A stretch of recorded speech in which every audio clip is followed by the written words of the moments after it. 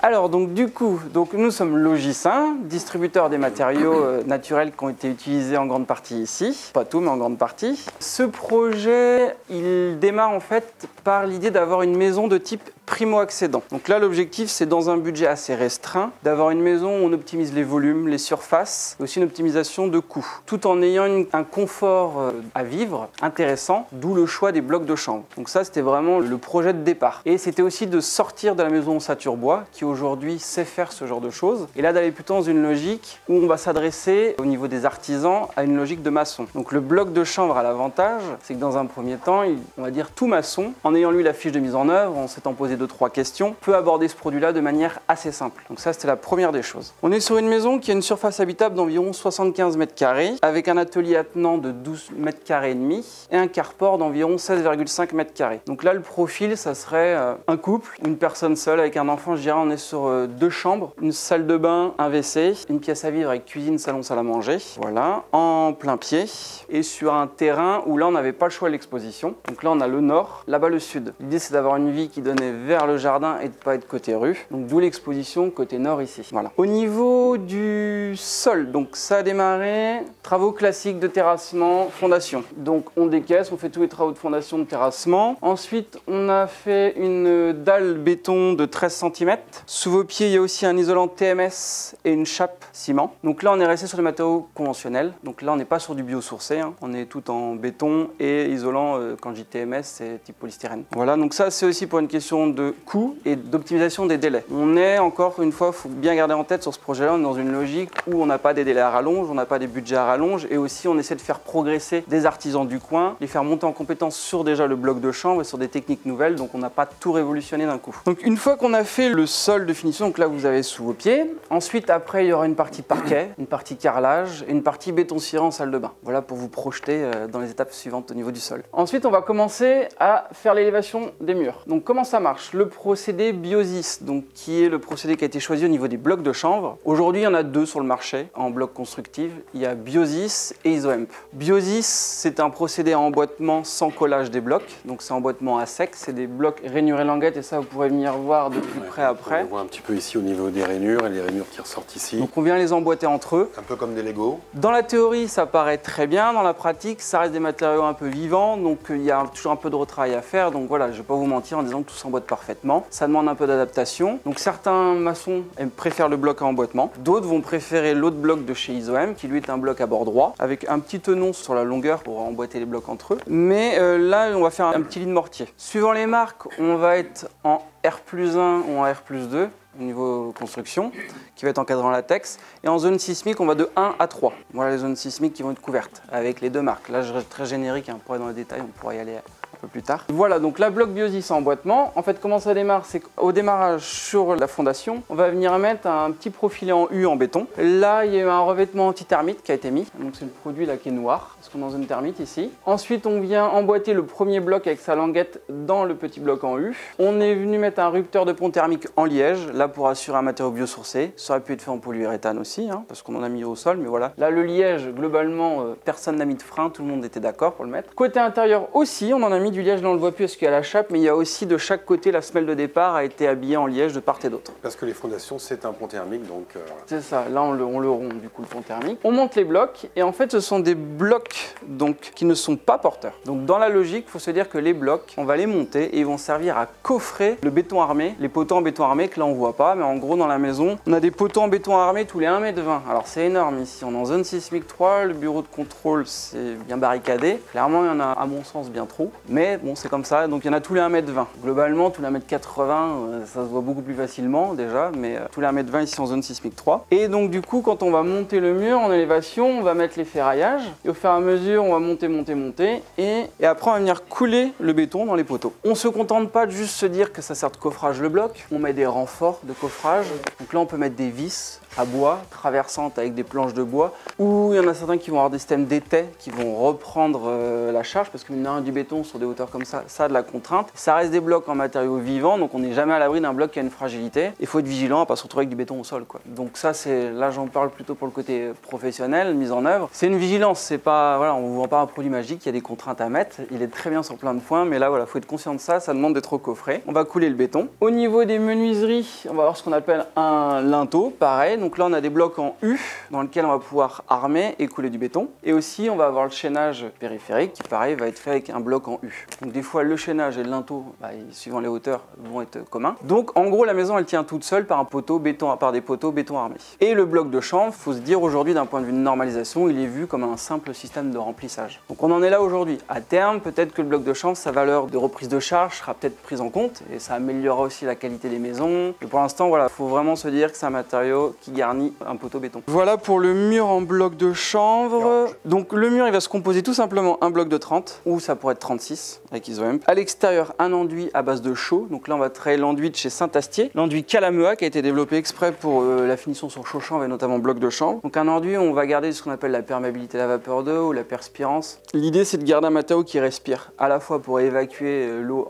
accumulée pendant le chantier et aussi les variations hygrométriques du mur. Donc enduit chaud et à l'intérieur, on va avoir simplement en finition sur ces murs-là apparent un enduit plat de chaux sable. Donc vous êtes en monoproduit à part les deux phases d'enduit. Donc c'est bien, c'est pratique, ça optimise l'épaisseur de mur tout en ayant une résistance de 4,6 sur le bloc de chanvre, donc qui est suffisante aujourd'hui dans bien nombre des cas. Donc après on pourra aller un peu plus loin. C'est vrai que des fois certains projets on demande de redoubler en bloc de chanvre, de redoubler avec un isolant. Et là je vous dirais l'intérêt du bloc de chanvre, c'est pas d'aller lui remettre une laine devant. On y perd certaines caractéristiques. Ça veut pas dire que c'est pas bien de le faire, mais si on veut vraiment optimiser les caractéristiques du bloc de chanvre, c'est-à-dire un matériau qui est dépolluant, qui régule l'hygrométrie, qui va être monoproduit, donc qui évite les étapes intermédiaires du menuisier et autres en doublage, et ben on va garder le matériau comme ça. Si on vient rapporter une laine devant, on perd un peu la qualité hygroscopique et on perd l'aspect du coup qui va être un peu climatisant en été, qui va rafraîchir, parce qu'un matériau s'il est capable de capter et relarguer, c'est un effet climatisation si on veut. Tout ça je vulgarise, hein. Et du coup on va venir rafraîchir en été. Donc j'aurais plutôt tendance à conseiller, si vous voulez doubler, à refaire soit un enduit chaud chanvre intérieur projeté, soit remettre des blocs de chanvre. Sur les zones techniques, c'est là où souvent la question se pose, c'est oui mais si j'ai des saignées à passer partout, je veux passer plein de réseaux, qu'est-ce que je vais faire? Là on a fait le choix de se dire, c'est un pavillon, on veut optimiser les coûts, donc on a mis un mur ossature bois au fond. Donc toute la partie derrière vous qui est aujourd'hui plaquée avec une plaque de parement en plaque de plâtre, derrière c'est une ossature bois sur laquelle on a concentré tous les réseaux. Donc là il y a l'arrière-cuisine, il va y avoir la cuisine derrière vous, il y a la salle de bain, donc en fait la majorité des réseaux passent dans l'ossature bois. Et là ça nous permet d'avoir une ossature bois en 145 avec un doublage en 80 sur lequel on a intégré le frein vapeur à mi-chemin avec la règle des 2 tiers 1 tiers pour éviter de percer trop le frein vapeur. Et du coup tous nos réseaux passant derrière, on se simplifie la tâche dans un pavillon comme ça. Si demain on est sur des maisons un peu plus, je dirais plus grandes, plus poussées, avec des menuiseries à galandage, des pièces d'eau un peu réparties dans la maison, là se pose toujours la question du doublage qui peut faciliter la tâche, le développement des réseaux. Et donc là toujours à se dire, est-ce que je double en bloc de chanvre partout? Est-ce qu'à certains endroits je double en laine plus plaque de parement? Donc l'idée c'est de combiner les bonnes astuces, c'est parce qu'un matériau il est bien s'il est bien posé.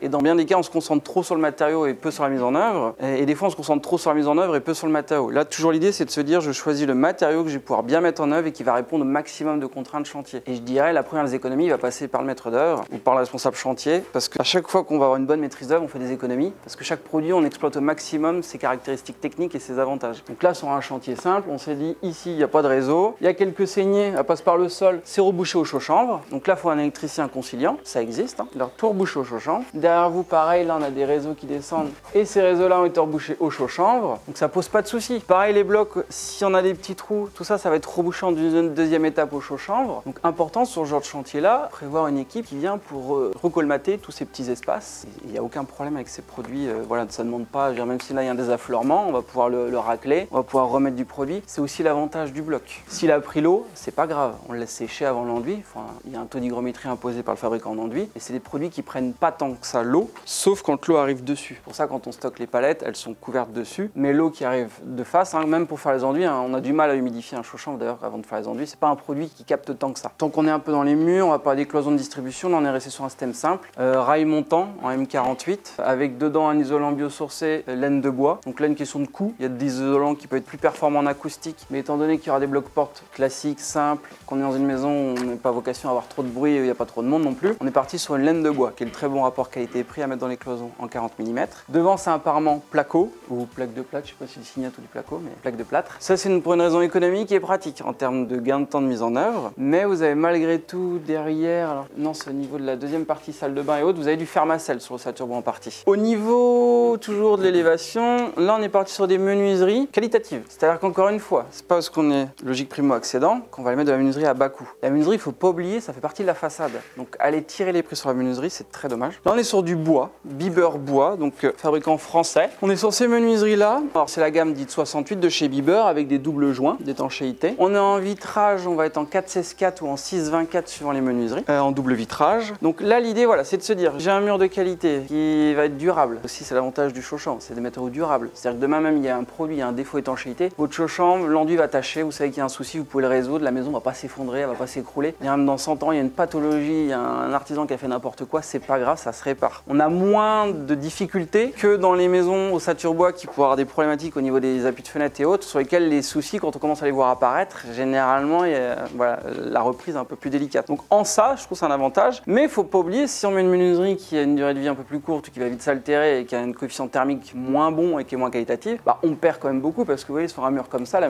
menuiseries représentent quasiment la moitié. Donc pareil, hein, attention, moi je dirais, il y a un budget qui est souvent sous-estimé, c'est la menuiserie. C'est pas simplement une résistance thermique, une menuiserie, parce que souvent on s'obstine à regarder le UW. Donc le U, c'est l'inverse du R. Si on voulait le mettre en parallèle par rapport à la résistance thermique d'un mur, il faudrait prendre la valeur de U et faire 1 divisé par U. Ce qu'il faut savoir, c'est qu'on regarde ça. Mais après, votre menuiserie, est-ce qu'elle est étanche à l'air, à l'eau et au vent? Donc c'est les fameuses certifications AEV, que dans bien des cas, on regarde trop peu. Donc la certif AEV va vous garantir que votre menuiserie, elle va tenir sous une certaine expression sans déformation, qu'on va pas avoir de passage d'air, pas de passage d'eau. Donc ça, très important, surtout quand on est vraiment proche littoral, quand on n'a pas de déport de toit comme les 3/4 des maisons aujourd'hui. Donc voilà, je dirais, soyez vigilants, même au niveau des seuils des menuiseries. Combien de fois on voit des menuiseries, des coulissants, ça rince, il y a 100 km/h de vent et la pluie qui passe, ça rentre dans la maison. Là, il y a un parquet, ça serait dommage. Donc bah, là, voilà, on est sur des menuiseries où on craint absolument rien. Au niveau aussi de la menuiserie, donc là, le choix a été fait en tout bois pour des raisons de coût. Il y a le bois aluminium qui pourrait être un peu plus poussé, mais qui est plus onéreux. Le tout bois, alors moi je dirais, contrairement à ce qu'on peut croire, le tout bois, c'est la menuiserie la plus durable à condition d'être entretenue. Donc l'entretien, il va être d'avoir une certaine rigueur. Là, on est en plein pied, il n'y a pas énormément de menuiserie non plus. Ça demandera de refaire la peinture d'ici 5-6 ans sur les façades les plus exposées. À partir du moment où on entretient une menuiserie bois, je dirais, elle va défier le temps. Pareil, au niveau des menuiseries, quand même, pour en revenir, on ne fait pas de coulissant simple sur ces menuiseries-là. Donc là, c'est du levant coulissant. Donc vraiment, vous avez une étanchéité, c'est ce qui va aussi faire étanchéité la menuiserie. Là, on est resté sur du levant coulissant, c'était largement par rapport à... Il faut aussi avoir une cohérence d'ensemble. Surcalibrer une menuiserie pour ensuite mettre une simple flux hygrobée comme ça a été fait. Poser la question, on aurait été en double flux. Oui, je dis, dans ce cas-là, on fait un effort sur la menuiserie supplémentaire. Donc toujours pareil, hein.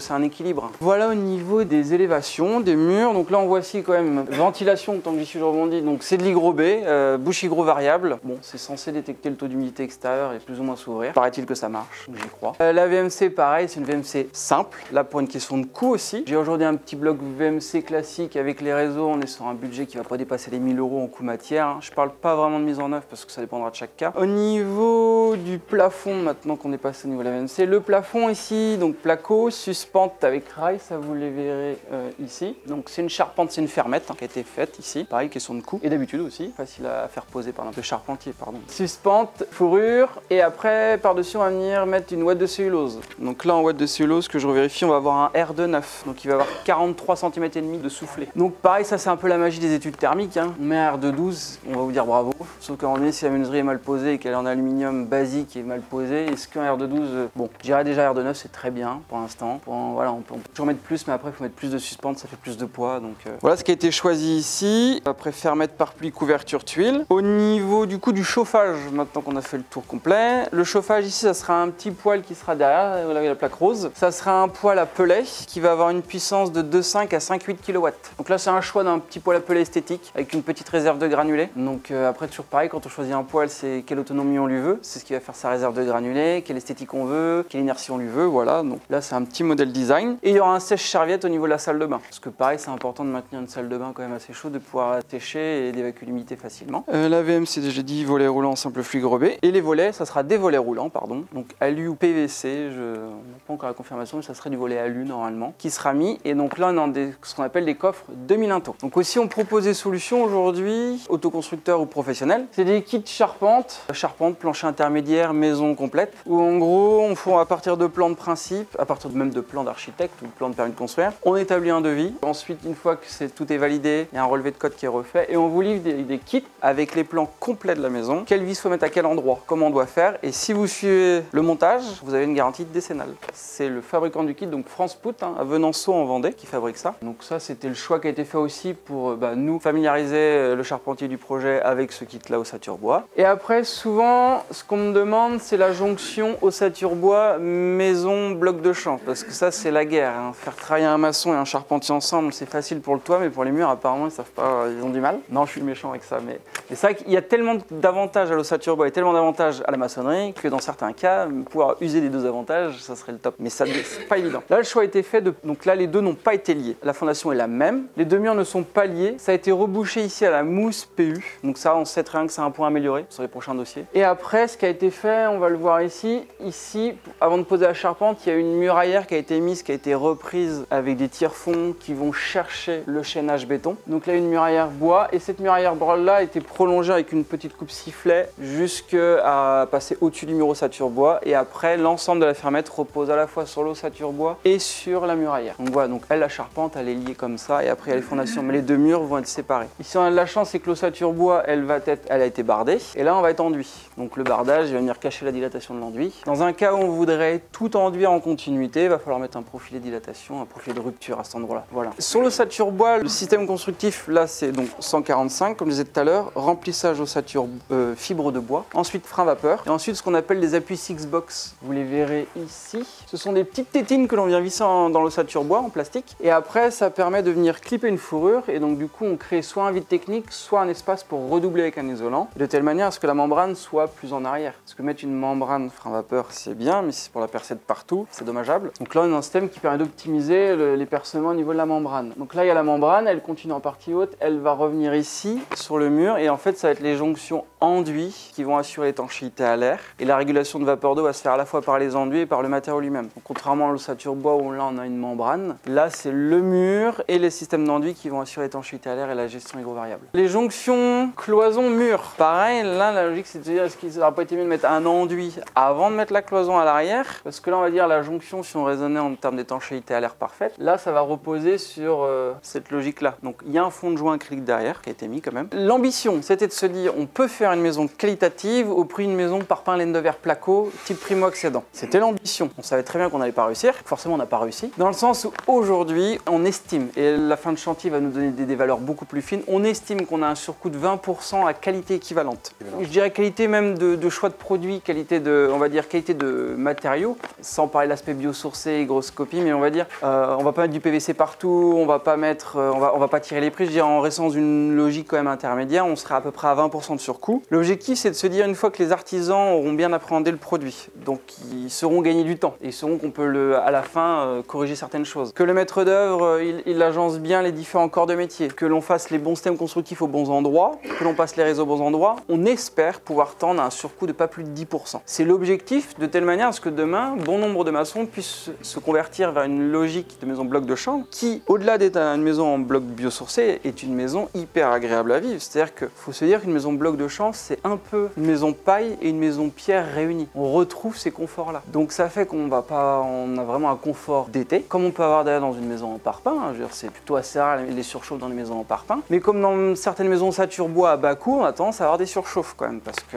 soit les menuiseries c'est mal géré, soit il n'y a pas le déport de toit, soit on n'a pas mis une double flux. Là, on garde le confort d'été avec un matériau biosourcé et le confort d'hiver, on l'a parce qu'on a un matériau isolant. Donc si on va aller plus loin, c'est là où je disais on peut les redoubler, on peut aller encore plus loin. Mais en restant dans une maison classique, on compare avec une maison parpaing laine de verre traditionnelle, voilà, l'objectif ça serait 10%. J'y crois, quand je vois l'attrait qu'il y a pour le bloc de chanvre, je suis content. Et puis je vois bien que c'est un matériau qui pourrait être mis dans les mains rapidement un peu à tout le monde, qui peut vite intéresser. Aussi vraiment j'insiste sur le fait que demain vous avez un dégât, vous avez un souci, la maison va pas s'effondrer. Vous avez une structure béton, ça bougera pas. Et surtout votre bloc ça se répare. Demain par exemple il y a une inondation, les murs prennent l'eau, la maison va pouvoir réévacuer. Alors attention, à condition de ne pas avoir été doublé en polystyrène et pas avoir été doublé en laine de verre placo à l'intérieur. Mais si on reste dans une logique de matériaux qui gère l'humidité, votre maison elle est les pieds dans l'eau pendant 3 jours, ça repart, ça assèche, elle va le gérer, ça va pas l'altérer. Il faudra quand même gratter les enduits parce que c'est des eaux souillées généralement quand il y a des dégâts, des inondations comme ça.